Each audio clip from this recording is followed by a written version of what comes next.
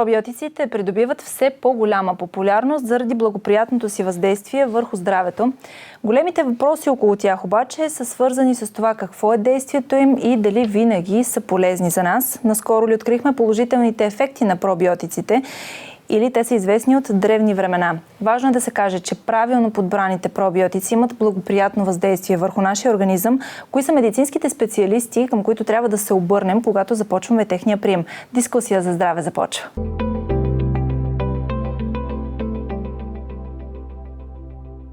В днешното предаване ще бъдем полезни, тъй като ще разгледаме не само темата за значението на бактериите в нашия организъм, за това кои са полезните бактерии, за това какво представляват пробиотиците и кога е добре да ги приемаме, дали само когато имаме проблем. Тук са Самуела Вълкова, здравейте, и Яна Данаилова. Ще ви представя накратко, дами, защото имате много богати биографии. Самуела Вълкова, познавате я, тъй като и преди сме се срещали с нея в ефира на Code Health. Тя е част от ProLact, биотехнологичната компания ProLact. От самото и създаване това е един от водещите производители на пробиотични хранителни добавки в Европа и дама, която се занимава от над 8 години в сферата на хранителните добавки. Благодаря, че сте тук. Много полезна информация имаме да кажем днес на нашите зрители. Яна Данаилова, също познато лице, разбира се, докторант по човешка физиология, магистър по хранене и здравен мениджмънт и сертифициран нутриционист с над 8 години опит. Дами, аз ще започна с въпроса за значението на думата пробиотик, защото наистина ми се струва, че тя доста се експлоатира, може би от когото трябва, от когото не трябва в последните години. Но какво точно означава пробиотик? Може би да започнем с вас. Аз първо много да благодаря за поканата. Винаги ми е много приятно, когато дойда в Code Health, единствената здравна телевизия в България. Така че това е едно място, на което целият екип на ProLact се чувстваме много добре. Да започнем благодаря за оценката. Да, какво означава думата пробиотик? Тя е от старогръцки пробио за живот. А именно нещо, което ни подпомага живота. По-нататък в нашия разговор аз много се надявам да засегнем за темата между пробиотик, пребиотик и много популярно наскоро възникнало понятие постбиотик. Накратко, за да обобщя, пробиотик е само единствено живата бактерия. Тя е пробиотична, докато пребиотик и постбиотик означават едни други неща и в тази тема ще влезем по-дълбоко. Да, Яна може много по-подробно сега да разкаже за самите пробиотични бактерии. Ще разкажем за разликата. Важно е, защото много публикации по темата има и в интернет, където е свободно пространство, всеки има достъп, така че не винаги хората могат да се ориентират в това море от информация. За това са и предавания като нашето, които целят да ги информират. Моля ви сега да ни обясните малко повече за това, кога пробиотика е важен да се приема, винаги ли и в всички случаи за здрав човек или за човек, който има някакъв здравословен проблем, как да направим разликата? Може би е важно да стартираме разговора ни с това какво е микробиом, човешкият микробиом и защо се налага прием на пробиотиците. Защо е необходимо един човек, независимо дали е с здраво клинично състояние или с отклонение в клиничната картина, да посяга към хранителни добавки, в случая пробиотични бактерии.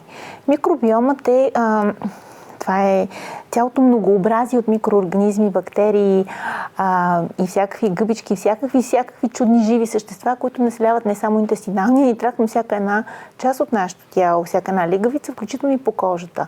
Тези бактерии живеят в прекрасна симбиоза с нас, с нашия организъм и ние им създаваме благотворна среда, те да се развиват.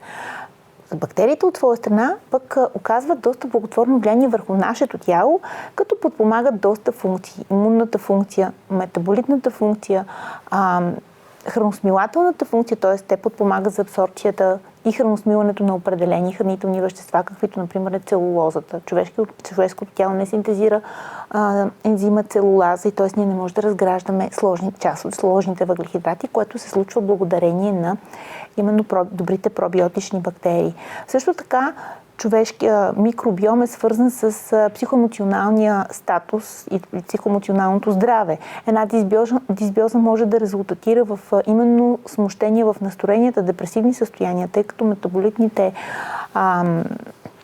вещества, които се отделят в процеса и на храносмилане на хранителните вещества, постъпили в интестиналния тракт, засягат работата на невроните и резултатират, примерно знаем, че серотонина, хормонът на щастието, се синтезира 90% в интестиналния тракт. Така че една дисбиоза, т.е. нарушение на здравето на микробиома, т.е. свръхрастеж, примерно на патогенни растения, бактерии, или нарушение на оптималното съотношение между позитивните, грамотрицателните и грамотрицателните бактерии в нашия интестинален тракт, може да засегне и да стане основа за развитие на множество заболявания, които се кодират именно на ниво черва, чревен тракт, микробиом. Тук говорим не само за метаболитни смущения, тук говорим за автоимунитет, свързан с пропускливостта на червата, синдром на Крон, синдром на раздразненото черво. Тук говорим за сърдечно-съдови заболявания, диабет от тип 2. Тук говорим дори за неврологични заболявания, Паркинсон, Алцхаймер и така нататък. Трябва да се осъзнае каква е значимостта и да осъзнаем, че ние сме само 10% човешко същество. Ако нашия геном е около 10 милиона бактерии, то чуждия геном, който населява нашето тяло, не само интестиналния тракт, е 10 милиарда. Като говорим за човешки микробиом, не става дума само за стомах, за черва, става дума за цялостната визия, начинът по който се чувстваме, начинът по който изглеждаме и най-вече в какво здраве сме. Ние микробиом имаме и по кожата, имаме и в лигавиците, както казах, примерно дамите в влагалищния секрет има микробиом, който е характерен и който е изключително протективен. Микробиом имаме в устната кухина, в носната лигавица, навсякъде ние имаме протективни бактерии, които ни предпазват и това е нашата защита от околната среда и тези ползотворни бактерии са нашите най-добри съюзници. Именно нарушението в баланса на тези бактерии води до компрометиран имунитет на някоя от нивата. Независимо дали е интестинален тракт, независимо дали е свръхрастеж на патогенни бактерии в носна лигавица, гърлен секрет, влагалищен секрет. Това говори за дисбиоза в конкретната част от нашето тяло. Госпожо Вълкова, вие като човек, който вече години наред се занимава с пробиотици, наблюдавате ли, предполагам, че много хора разговарят с вас, много хора се обръщат към вас като клиенти, като пациенти, такива, които имат здравословен проблем, по-често ли се обръщат? Вече когато нещо има някакъв резултат, т.е. навредили са си по някакъв начин, някакъв външен фактор им е навредил, тогава ли се търсят повече пробиотиците, за да поправим нещо, което вече е създадено? Много ми се иска да допълня Яна. Тя каза изключително ценни неща, точно за какво представлява дисбиозата. Ако мога да допълня и то в цифри, в нашето тяло имаме 3 пъти повече клетки на бактерии, вируси и гъбички, отколкото човешки клетки. Тоест, това звучи много шокиращо. Казвам 3 пъти повече, защото има, да кажем, много по-голямо количество данни, които сочат за това. Има проучвания, които показват други данни, но при всички положения говорим за много повече чужди клетки, отколкото човешки клетки. Наистина звучи шокиращо. Абсолютно. Повече чужди, отколкото наши в някакъв смисъл. Ние сме един ходещ биотоп. Да. Поради тази причина е толкова важен баланса в този уникален микробиом. Защото има един много хубав цитат от моя много любима книга «Черво с чар». Ние сме климатът за, цитирам по памет, ние сме климатът за нашия микробиом, нали? Той е климатът за нас. Той ни определя, ние определяме него. И точно поради тази причина, вече започвайки да говорим за дисбиоза, като едно състояние на нарушаване на баланса, излизаме от баланса или заради свръхрастеж на опортунистични бактерии, заради намалено разнообразие в добрите играчи в нашия микробиом или поради други причини. Когато излезем от баланса, много хора живеят с представата, че това се случва единствено и само при прием на антибиотик. Това не е така. Ние можем да увредим нашият микробиом по множество други начини. Няколко вечери недоспиване, примерно спане по 3-4 часа, това е една чудесна предпоставка, за да доведем до дисбиоза.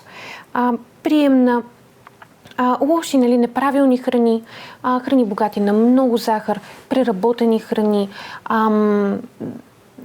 знаем всички какво означава вредни храни. Това не е необходимо. Много по-често имаме проблем с това да говорим за това, кои храни са наистина полезни. За вредни храни нямаме спор. Всички знаем какво не е добре да ядем. Така че прекаляването с тези храни, прекаляването с газирани напитки, алкохол, кафе дори, много силния стрес. Това е един много подценяван фактор. Може да се храни много здравословно. Може да спим 8 часа. Можем да имаме, нали, здравословни тренировки, нали, движение. Но ако ние сме подложени на силен стрес, нищо от това няма значение. И нашият микробиом съответно страда и излиза от баланс. Така че начините да доведем до дисбиоза нашето тяло са много. Начините да поправим тази дисбиоза вече не са единствено и само чрез прием на пробиотици, те са чрез по-цялостна промяна и премахване на факторите, които са довели до проблем. Ако можем да приемем пробиотици в голямо количество, но ако ние не премахнем причината, която ни води до дисбиоза, да кажем стреса, това няма да бъде достатъчно. Нали, би било добре, би било подкрепа, но няма да е достатъчно. За голямо съжаление, вие знаете, хората търсят магическо решение. Те търсят магическото хапче, което да реши проблема. Няма магическо хапче. Нито под формата на лекарство, нито под формата на хранителна добавка. И ако не променим навиците си, няма начин, нали, да избегнем и този тип проблеми. Винаги ли всички стресови ситуации, които вие споменахте, неправилното хранене, неправилният начин на живот, въобще дали е спането, дали е неспортуването, предполагам, че също оказва влияние, се отразява моментно? Тоест, може ли да има отлагане във времето? В момента да не усетим, че като не сме спали няколко нощи подред, нещо ни се е случило, да се чувстваме в прекрасно здраве, но след години, например, това нещо да се натрупа и чак тогава да го... И разбира се, отразява ли ни се на отложено, така да го кажем, на здравето? Възможно ли е това? Ами като цяло, изключително много е важно какво е изходното здравословно състояние на човек. Ако човек има ни здравословни навици на живот, ако той живее умерено, балансирано, има добра хранителна култура, ако има добра хигиена на съня, добра хидратация, не прекалява с приема на медикаменти, излишни, включително и антибиотични средства, нестероидни противовъзпалителни средства. И ако временно наруши този принудителна на почивка и временно наруши този перфектен начин на живот, можем да допуснем, че пораженията върху микробиома, т.е. дисбиозата, която би била причинена от това временно отклонение от правия път, би била компенсирана от тялото, когато човек възстанови естествения си ритъм. Но когато човек системно живее нездравословно, не съобразявайки се с нуждите на тялото си, нарушавайки цикарния ритъм, храняйки тялото си с нехрана, с псевдохрана, бомбандирайки го с прекомерни количества алкохол, не отработвайки стреса, а стреса може да бъде психически, физически, химически, т.е. тук не говорим само за натоварване в работа, тук говорим примерно за експозиция на битови химикали, които са с вредно, нека да кажа вредно, така въздействие върху нашето човешко тяло. Тук говорим и за психоемоционален стрес, който е свързан с, примерно, някакъв раздяла или нещо свързано, което загуба на близък. Това е невероятен психоемоционален стрес. И всички тези практики, ако не се владеят системно и хронично, те водят до развитие на болестни състояния, които с течение на времето коморбидно се наслагват. И колкото повече са отклоненията от здравословния начин на живот, толкова повече се задълбочава дисбиозата и толкова по-сериозни последици може да има и толкова по-висок е риска от развитие на всякакъв тип дегенеративни или хронични незаразни заболявания. А коморбидността е, как да кажа, много рисков фактор и много пречеща. Коморбидност значи наслагване на много клинични отклонения. И тя доста пречи за бързото възстановяване по адекватната. Аз винаги обичам да казвам при работата си с пациенти, че превенцията е в пъти по-ефективно от лечението и колкото по-рано вземе мерки, толкова по-ефективно ще бъде лечението, но винаги тялото то е по-интелигентно от нас, то винаги дава симптоматика, то винаги крещи, то винаги ни дава сигнал, че има нещо нередно и ние трябва да сме достатъчно интелигентни, за да го послушаме. Тоест, една чревна симптоматика, която говори за констипация, промени в дефекацията, която говори за метеоризъм, т.е. газове, за подуване на стомаха, болки, тежест. Тук човек би следвал веднага да светне лампичката, че има нещо нередно в интестиналния тракт, някаква дисбиоза, промяна в състоянието на кожата, промяна в състоянието на нервната система, депресивни състояния, паника, атаки, ако щете, промяна в енергийните нива. също необяснимо напълняване, промяна в храносмилането на определени храни, т.е. примерно бобови растения или пък храните от растителен произход, ако представляват затруднение при нас. Веднага говоря за дисбиоза. Един отговорен човек към себе си, един интелигентен, осъзнат човек би следвал веднага да предприеме мерките.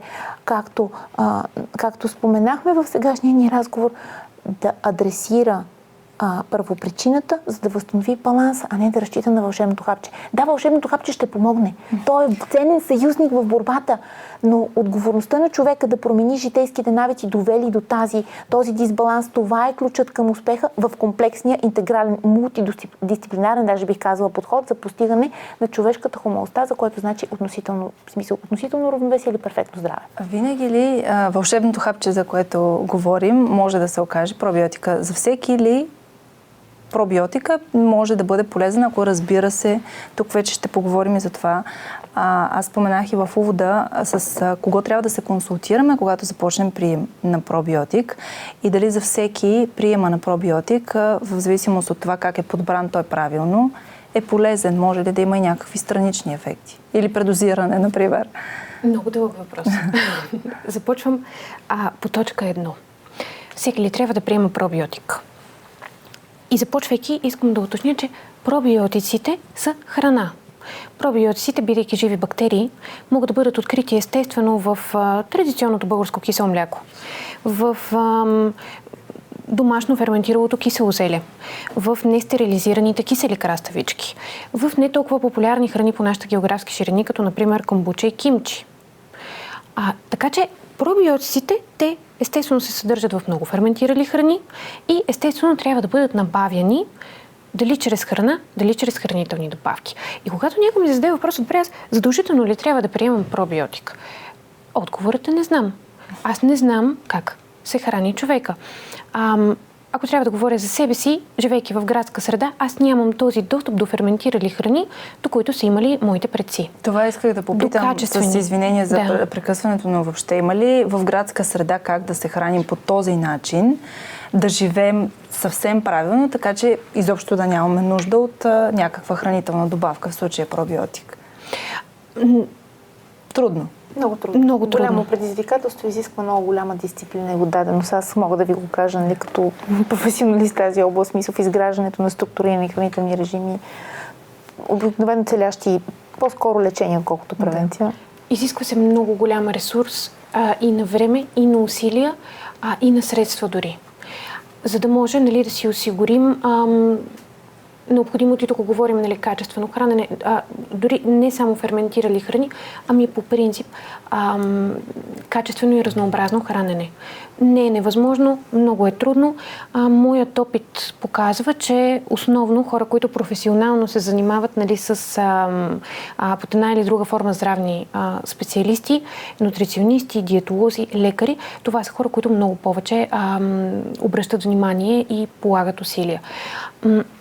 Така че, да се върнем на това, че бидейки пробиотика храна, да, нормално ние трябва да приемаме достатъчно количество живи бактерии. Дали чрез храна, ако не сме способни достатъчно чрез храна, под формата на хранителни добавки. Минаваме към точка 2. Нали, с това се надявам да сме приключили темата всеки ли трябва да приема пробиотици. След това можем да влезем с всеки ли трябва да приема определени пробиотици. Тук отговорът е не. При пробиотиците, нали, започнем с това, че те са безопасни. Има много наброй клинични данни, които доказват тяхната безопасност. Те все пак са храна. Има определени състояния, това са, нали, много редки, много специфични, при които приемът на пробиотици трябва да бъде с повишено внимание и след консултация с медицински специалист или, нали, друг тип здравен практик. Като такива състояния, хистаминовата непоносимост, при която не би трябвало да се приемат определени пробиотични бактерии, докато други биха били много подходящи. Възпалително-жребни заболявания, като улцерозен колит и болест на Крон. Това са състояния, при които е необходимо да се съгласува с лекуващия лекар, преди да се избере даден продукт. Ако лекуващия лекар прецени, че е необходим. Така че при някои, нали, автоимунни състояния по-тежки, При ХИВ, например, той също е състояние, при което с повишено внимание трябва да се приемат пробиотици. При някои много редки добре е да се замислим, нали, преди да купим продукти и да се консултираме предварително. А когато приемаме антибиотик, преди малко го споменахте, тогава автоматично, може би вече това е някакъв вид здравна култура. Знаем, че когато приемаме антибиотик, трябва да приемаме и пробиотик. Но случва ли се често хората просто да си кажат, имам някакъв пробиотик вкъщи и го приемам, понеже знам, че трябва да е преди или след антибиотика, или и тогава има точно определени пробиотици, които трябва да се приемат? Лекуващият лекар по принцип ще назначи определен пробиотик. Аз в практиката си се радвам вече на наистина повишеното съзнатост и култура и на назначаващите медицински лица антибиотик. Това, което не ми харесва, е, че по принцип е малко по-висока честотата на изписване на антибиотик, отколкото може би е необходимо понякога от презастраховка, особено що се касае до деца. Но това, което държа да спомена и това, което не виждам в практиката, е, че обикновено лекарите съветват пробиотика да се приема в рамките на курса на лечение с антибиотика, а това е крайно недостатъчно. Тъй като антибиотичните средства, да, те убиват патогенните бактерии, но за жалост компрометират и отслабват действието или пък нарушават равновесието и на благотворните бактерии в нашия интестинален тракт. И ето защо е нужен поне минимум 90-дневен прием на пробиотични бактерии след прием на антибиотик. Особено пък ако има по-дълги курсове на антибиотично лечение. Но аз искам също нещо, то може би е страни от темата, но много държа да го кажа. Как се формира здравия микробиом? Защото това е много важно. Много важен аспект. Ние живеем в свят, в който майките, тук говоря вече за майките, искам да се обърна към майките, които ни гледат, не съзнават каква е тяхната роля в култивирането на един здрав микробиом на бъдещия индивид. Тук говорим за тяхното дете. Всяка една майка обожава детето си, ражда го и го отглежда с максималната майчина любов, на която е способна. Но високият процент на цезарово сечение на децата, които се раждат с цезарово сечение без медицински показатели, сега ако се налага, разбирам, е предпоставка за компрометиран микробиом. Първо, пренаталното развитие на бебето също се отразява върху качеството на бъдещия микробиом на бебето. А микробиома, както казахме, отговорен не само за имунитета, ми за цялостното здравословно състояние на индивида в целия му съзнателен живот, не само по време на детството и раждането. Нали? Тоест, храната на майката по време на бременността от изключително значение за здравето на нейния микробиом и за бъдещото здраве на микробиома на бебенцето. След което минаването през родовия канал, бебенцето поглъща, а има дермален контакт с лактобацилите, с благотворните микроорганизми, които населяват естествено влагалищната среда на майката, както и част от фекалиите, защото знаем, че двата канала са много близки. Това е първата среща, в която интестиналният тракт на бебето се населва с благотворните микроорганизми. Какво се случва, ако бебето бъде извадено? То се поставя в една уж стерилна болнична среда, и често първия контакт бебето не се поставя на гърдата на майката, то не засуква от коластрата, отделя се за 24 часа от нея, дава му се сухо мляко, в което има изключително много етел и всякакви други консерванти и стабилизатори, за да може това мляко 3 години поне да има трайност. И ние отнемаме възможността бебето да получи най-доброто посрещане на този свят, гарантирайки му най-добрата посявка, след което бебетата не се кърмят дълго, или се кърмят. И адаптираното мляко, да, то върши прекрасна работа, когато майката няма възможността да кърми, но не може да се сравни с майчината кърма и с ролята на майчината кърма за изграждане на един здрав микробиом. И след което идва захранването. Първите 3 години са особено важни за развитието и култивирането на здрав микробиом.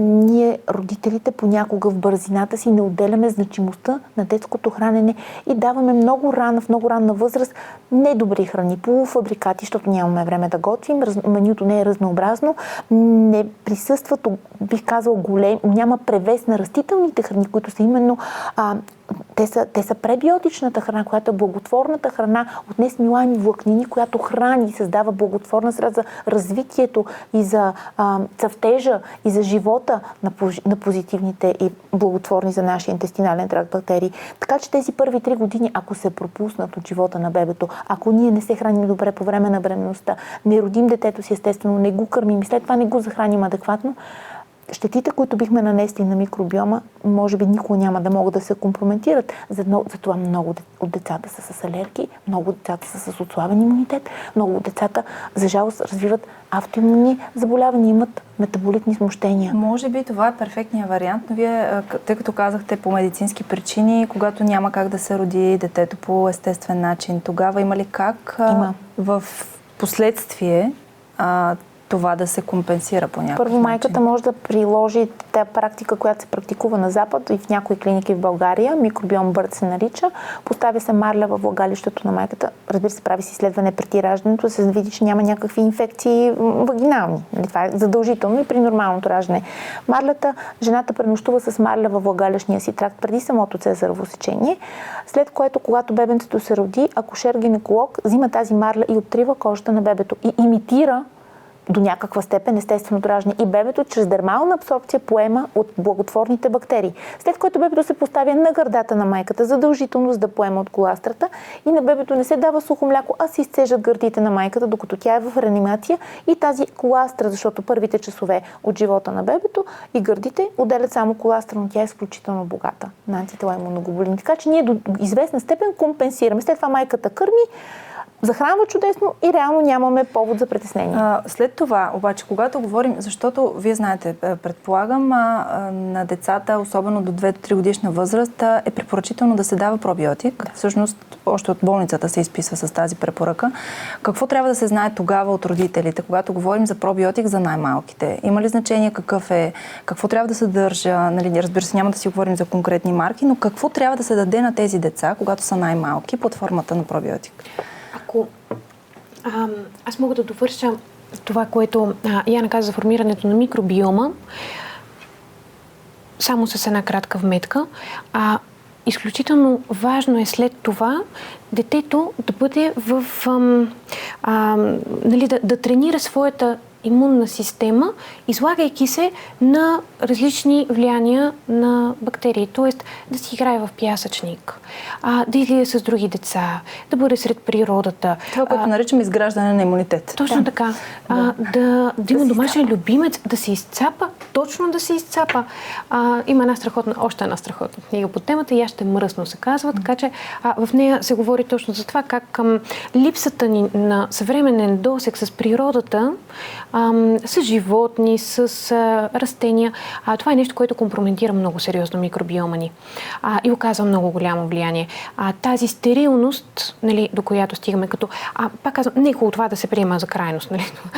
Моля, нали, зрителите, мийте си редовно ръцете, особено преди хранене. Не е хубаво да се приема за крайност. Но е важно.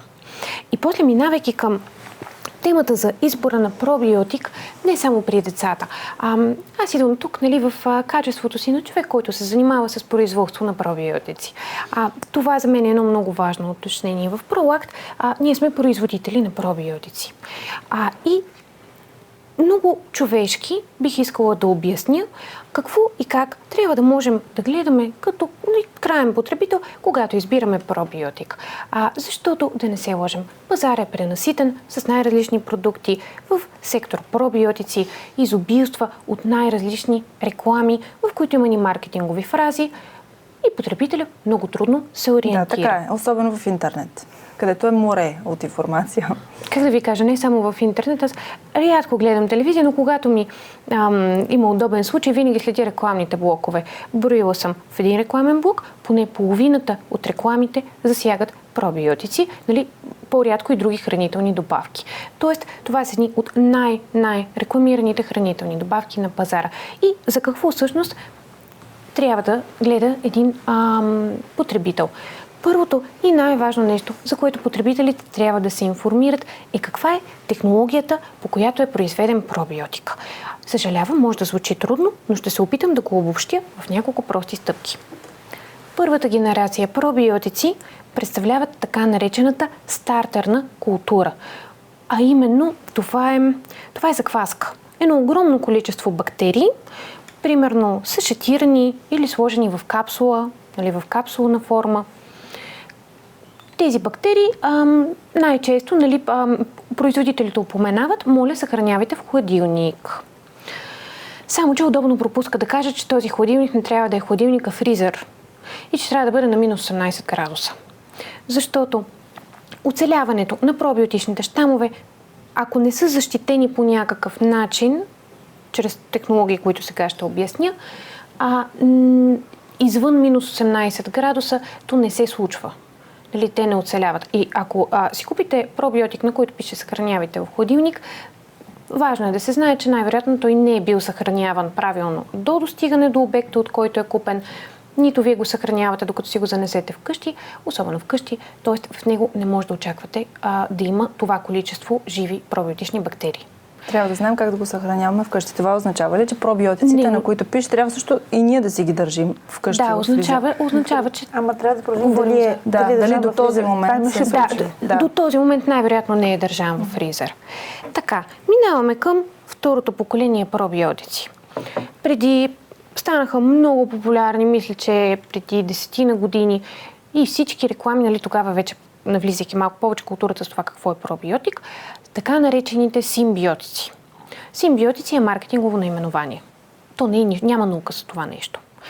А комбинацията между пробиотик и пребиотик е второто поколение, в което имаме пробиотични бактерии, които вече обаче са в фаза на растеж, към които се добавя една пребиотична среда.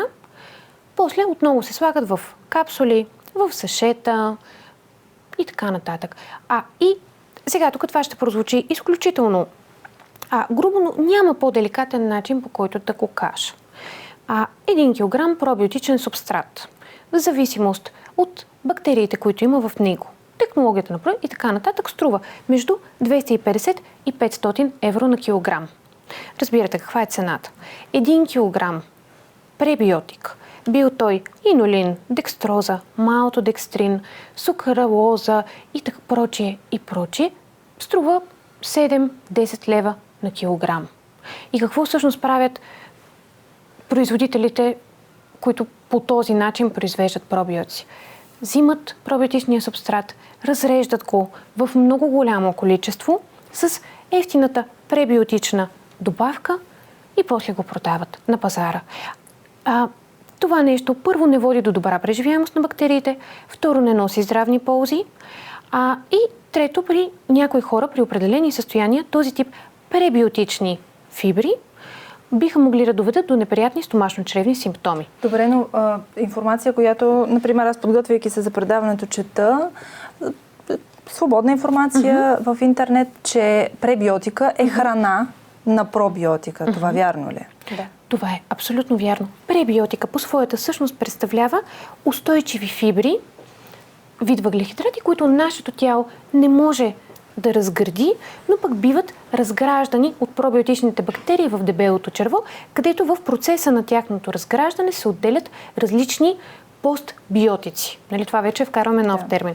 Постбиотиците, най-общо казано, представляват метаболити, образувайки се в процеса на ферментация, докато бактериите ферментират, нали, да кажем, много така достъпно и не съвсем коректно, ядат фибрите, правят постбиотици. Постбиотици представляват различни късоверижни масни киселини, като ацетат, бутират и така нататък, антимикробни пептиди. И те имат много важна роля за нашето здраве. Така. Обаче, в какво се съдържат пребиотиците? Тези устойчиви фибри. В плодове и зеленчуци. Всевъзможни плодове и зеленчуци. И как да ви кажа, биодостъпността на тези устойчиви фибри, ако си купите един банан, една ябълка, ако сготвите, нали, едно вкусно ядене, в което има, стига да нямате, нали, така противопоказания, чесън, лук, това са толкова богати на пребиотици храни. И да приемате... Имате предвид, че можем да си ги набавим и през храната, пребиотиците. Изключително здравословно е да си ги набавим през храната. А пробиотиците не винаги. Достъпът до ферментирали храни в днешно време не е толкова голям, колкото до плодове и зеленчуци. Ако искаме да приемем адекватно количество плодове, зеленчуци, варива, ние можем да го направим. С ферментиралите храни нещата не стоят съвсем по този начин.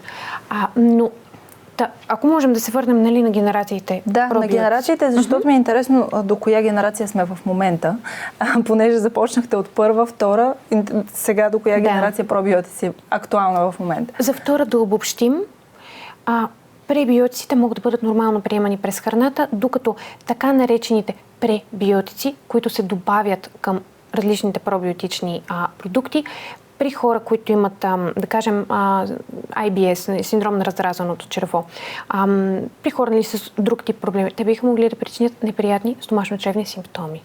Тоест, честата употреба на този тип пребиотици, тя не е съвсем препоръчителна. Да. Минаваме към третото поколение пробиотици.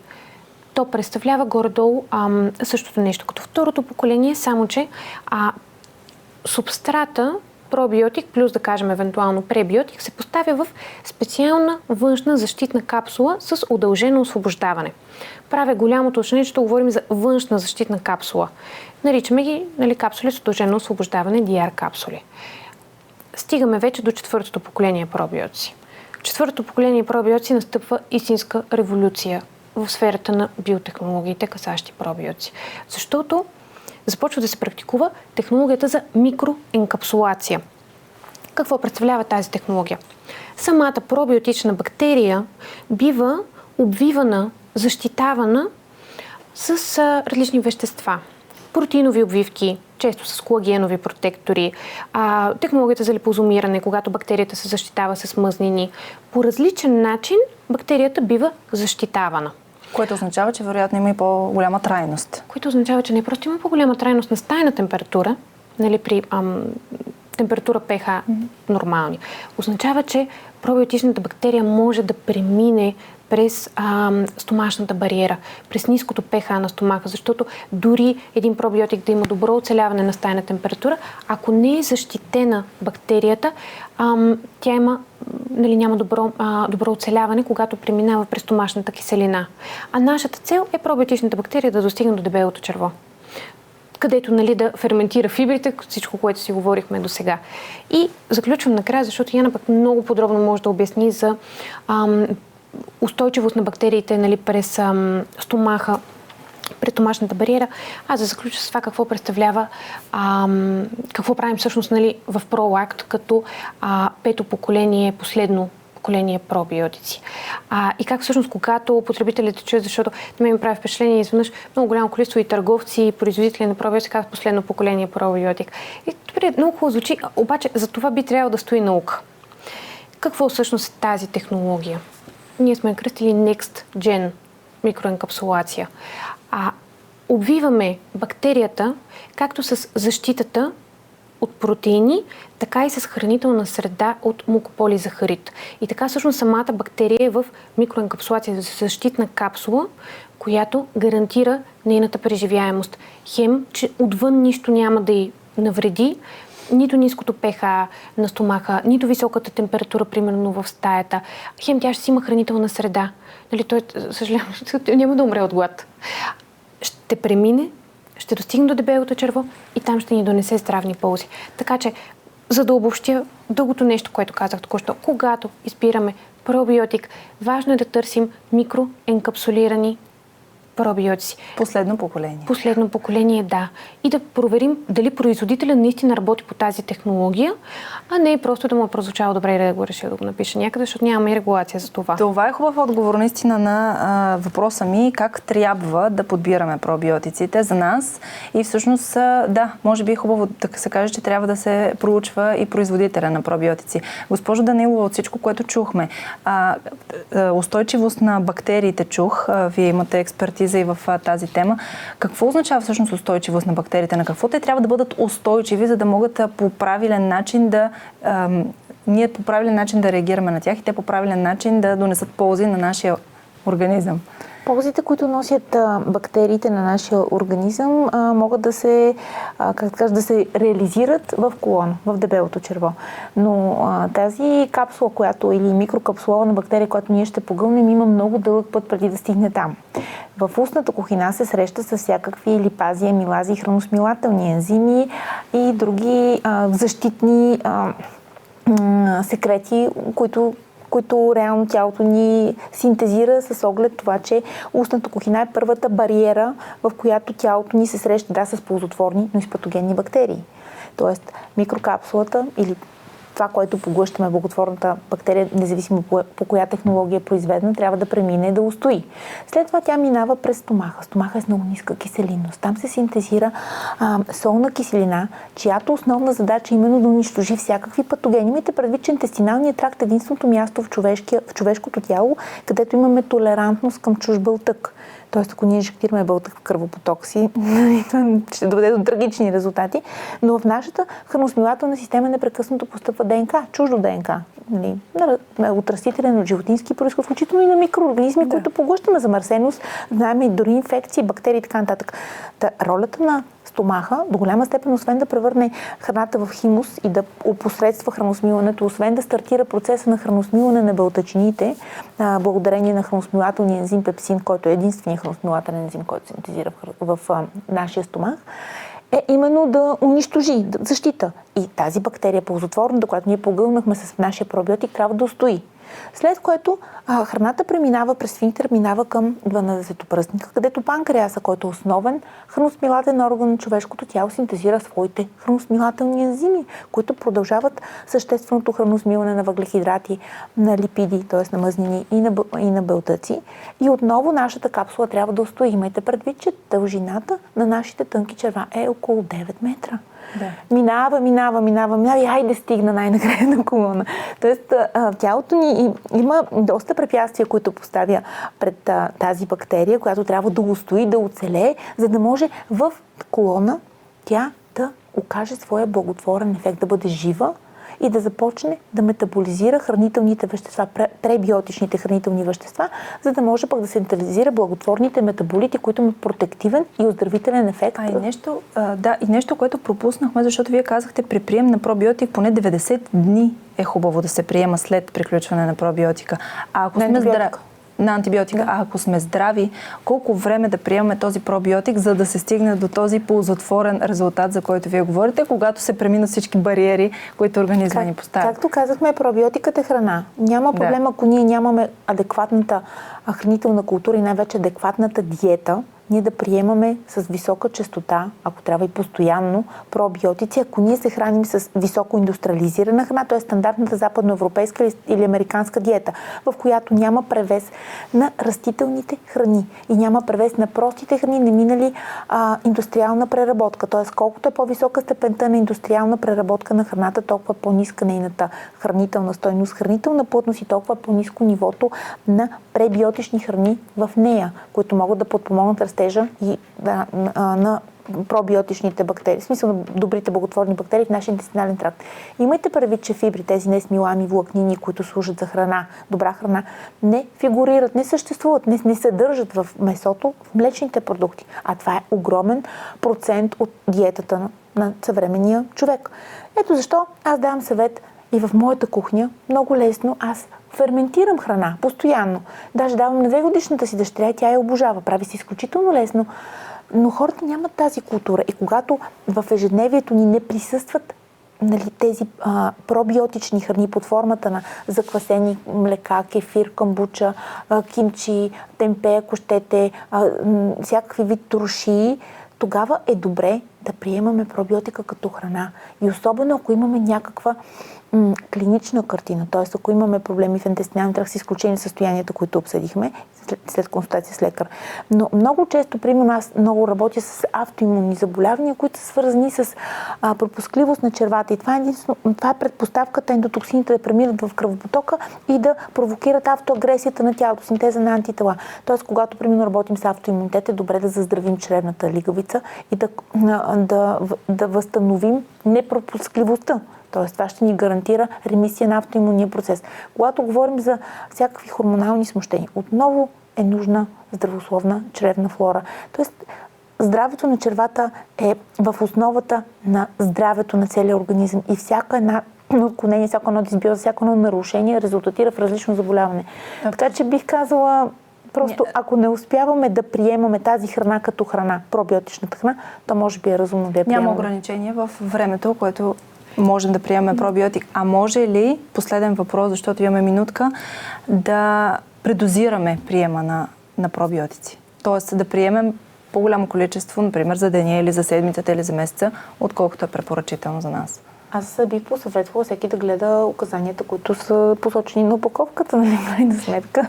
В тази връзка, относно можем ли да предозираме, за мен е важно да уточня, че когато имаме състояние дисбиотично, т.е. настъпил дисбаланс в нашата флора, започвайки да приемаме пробиотик, възможно е да усетим някои стомашно-чревни симптоми, като подуване, болка в корема. В тези случаи дозата, която е описана на етикета, може да бъде намалена за 1-2, 3 дни, да се разреди приема примерно през ден, да не е всеки ден. Друго много важно уточнение, когато имаме секунди. Приемаме пробиотик по време на антибиотично лечение поне 3 часа отстояние. Добре, много ви благодаря за изчерпателния разговор. Мисля, че казахме много важни неща за пробиотиците и за произхода, и за приема, и за това защо е важно да живеем по този начин. Самуела Вълкова и Яна Данаилова бяха мои гости. Това е финала на дискусия за здраве за днес. Останете с програмата на Код Хелт. Довиждане!